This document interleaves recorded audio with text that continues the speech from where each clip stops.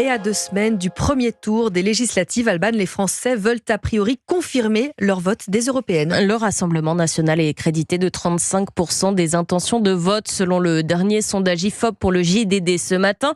Mais à gauche, plusieurs centaines de milliers d'opposants au RN sont descendus dans les rues hier, comme à Paris où ils étaient 75 000 selon les autorités. Antoine Bienvaux les a rencontrés pour Europe 1, reportage. Sur les pavés du boulevard Voltaire, à quelques mètres de la place de la République, les premiers slogans visant l'extrême droite fusent dès les premiers mètres. Au milieu des cortèges syndicaux, une délégation en particulier attire l'attention de nombreux manifestants, celle du nouveau Front populaire de gauche. L'écologiste Marine Tondelier, le socialiste Olivier Faure ou encore l'insoumise Manon Aubry ouvrent la voie devant des militants survoltés. Entre les slogans de soutien à cette nouvelle union se glissent également des chants anti-policiers présents en nombre pour sécuriser le parcours.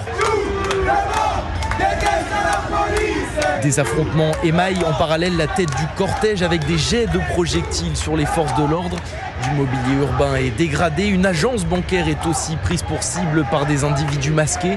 Des heurts heureusement minimes car la grande majorité du cortège a pu arriver dans le calme jusqu'à la place de la Nation avant d'évacuer les lieux sans encombre aux alentours de 19h.